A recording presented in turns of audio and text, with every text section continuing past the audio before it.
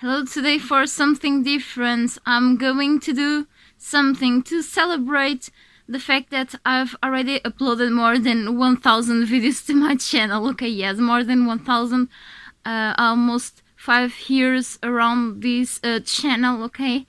And I decided to do something that a subscriber told me once that would like to see me doing, that is to read. Apparently it's because of my voice. When I think about my voice, I think about destruction, nuclear waste, suffering, horror, fear, terrible, nightmare, killing, and I'm just doing a brainstorm every time I think on my voice, especially when it's being recorded through the microphone from my phone, because my microphone that I have around my computer is like a little more than 1 meter away from me, so I cannot record with it, okay? And this is all I got, my the microphone around here from my phone, okay? And this is pretty odd, actually. So as I'm short in time today, I'm gonna read a small story for kids, right? I found actually this yeah, I think many know this story. Many people know this story, but it's on English, which means that I don't have to translate, okay? I have plenty more books at home, so but they are in my language, or eventually one or another in English, but I don't have time to really look for them, and patience now, okay? So I'm quite comfortable around here. This is one that was closer to me, so deal with it. Tom Thumb. Let's start reading.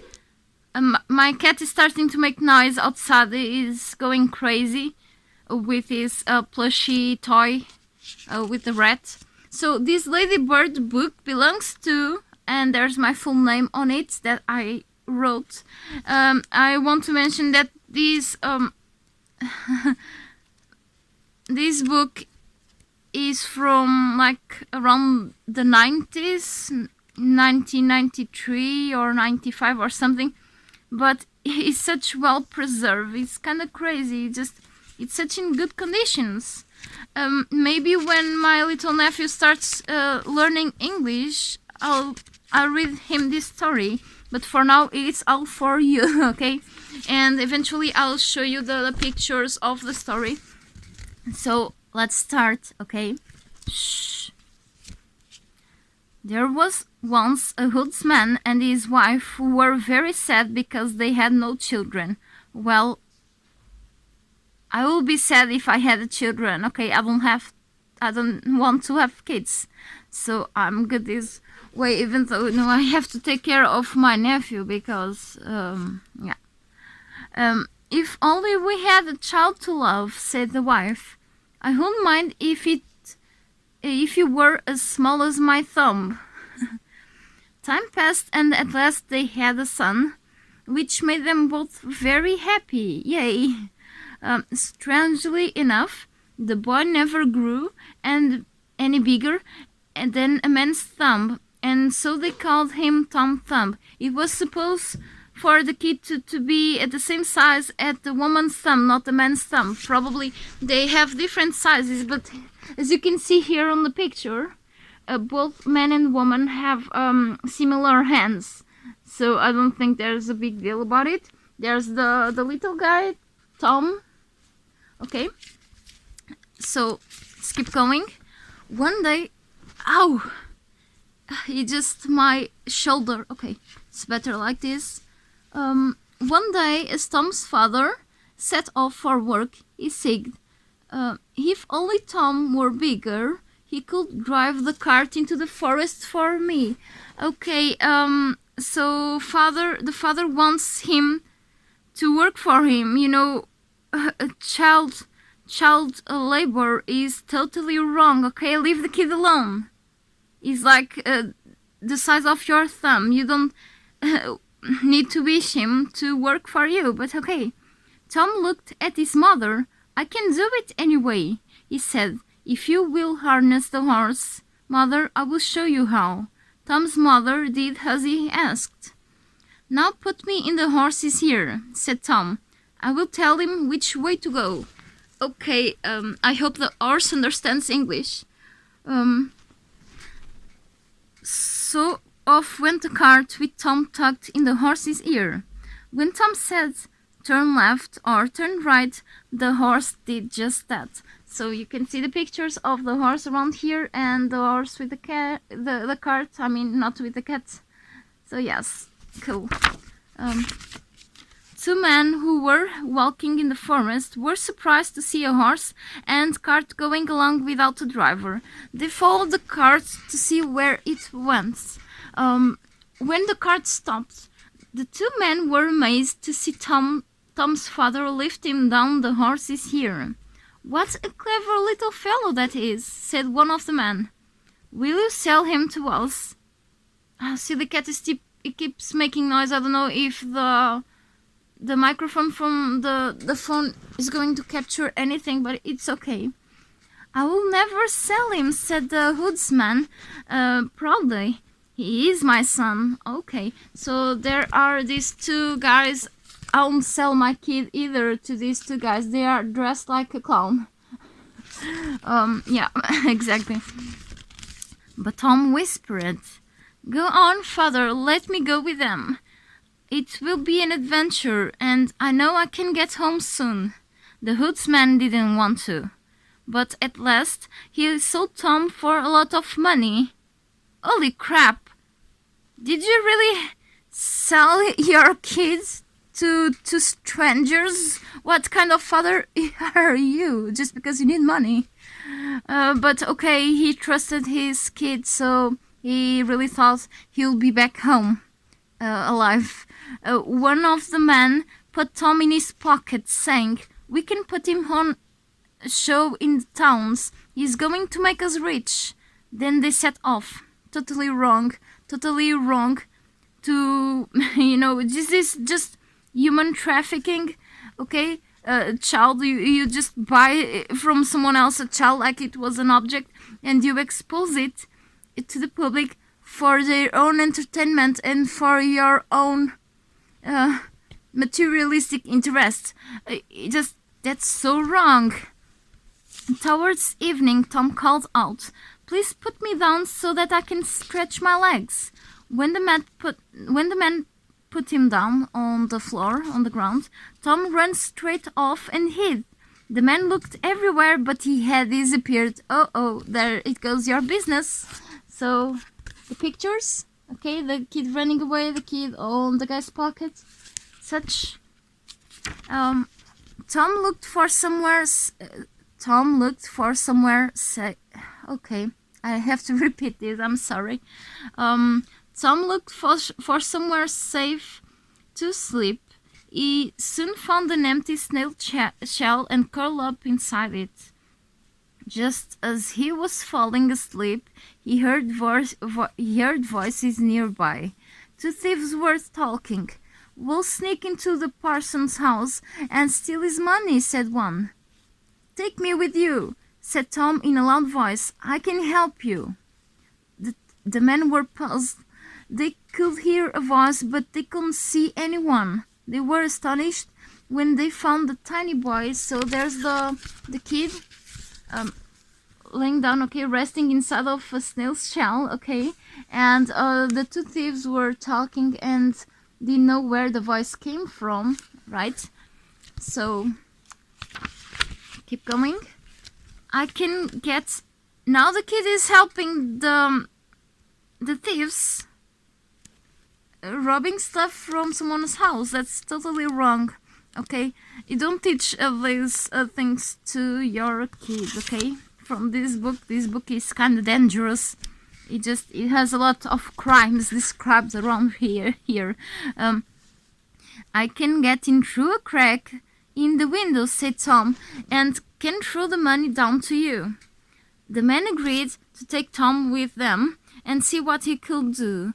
When they got to the parson's house, Tom did as he had said. Then, standing on the window ledge, he shouted, "Do you want all the money that's here?" "Shh," said the thieves, frightened. "You will wake the whole house." So the kid was asking them this too loud, and someone was asleep inside the house, and that's not good for the thieves, of course. It makes a lot of sense. Keep going. Won't be long until I finish reading this, okay? Won't be long until the torture ends. But Tom shouted even louder, "How much money should I throw down?"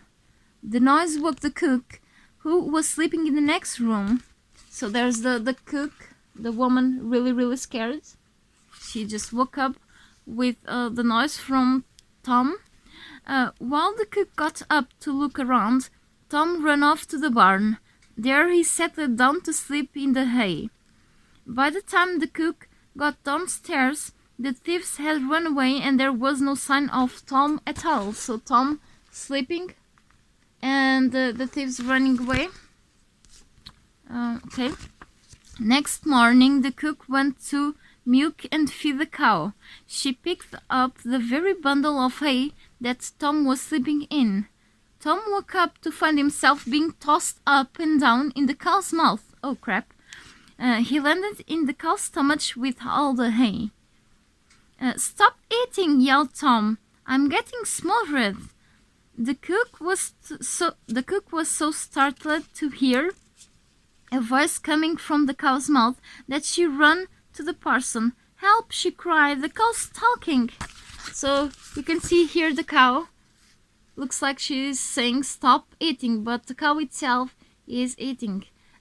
So basically it's Tom Thumb inside of her mouth, talking to her, actually screaming at her, "Stop eating," okay? And the cook really scared. "Don't be silly," said the parson. "Cows don't talk." Just when Tom shouted again, the parson was astonished. Sorry if I don't pronounce certain words in English as I should. English is not my native language, as you may have noticed already. As soon as he could, Tom crawled out of the cow's stomach and slipped away. No one saw him go. But Tom's troubles were far from over. A hungry wolf was passing by and saw Tom in the farmyard. "This will make a tasty little snack," thought a wolf, and he swallowed Tom in one gulp. There's the hungry wolf. Holy cow. Okay, so Tom is not rid of, Tom's trouble didn't end yet, okay? I have to eat my breakfast, okay? So my brain is kinda moldy.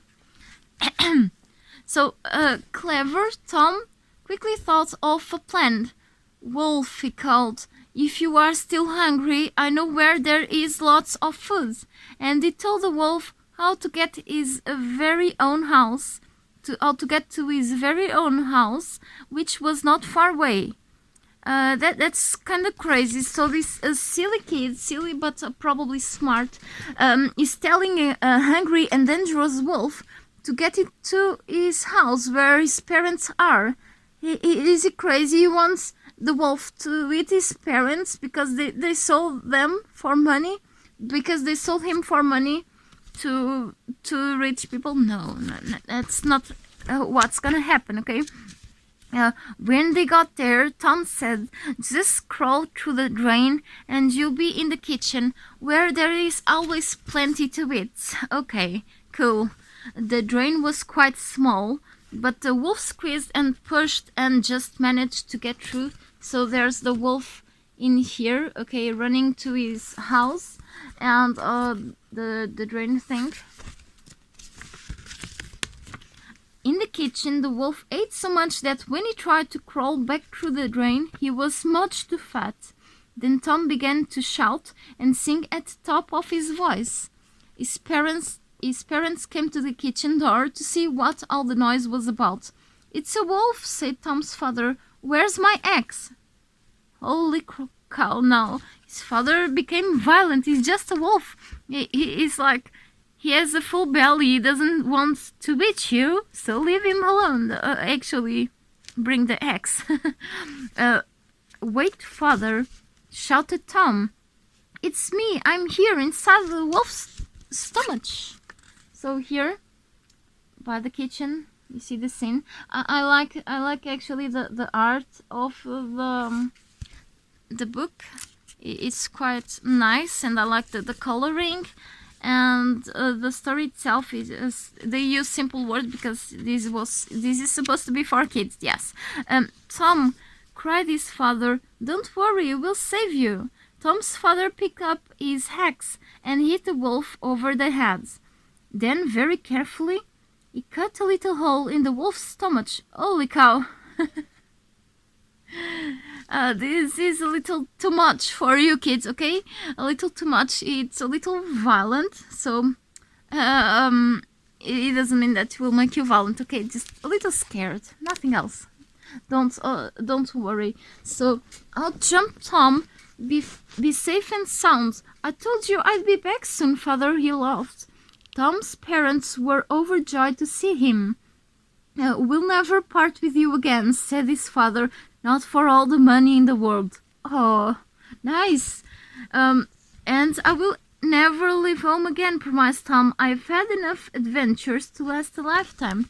So pretty much Tom ran some kind of danger, but it seemed to have that he had pretty a lot of fun, and the parents just kept the money that those two men gave them for selling his kid, but the kid is back home, so everyone lived happily ever after, and that's how it ends. Okay. And more titles available around here, stories that people know for generations and such. So thanks for assisting to this audio reading session. It's nothing about gaming, but sometimes we gotta do something different. I don't know, it's just random. Anyway, see you later. I'm gonna get back to my not so fun routine, okay? And then later I hope I'm able to rest, because I haven't been resting much or at all through the week due to real life stuff and such, but I will try what I can to keep uploading videos, whenever I can. Exactly. So goodbye and have a nice day.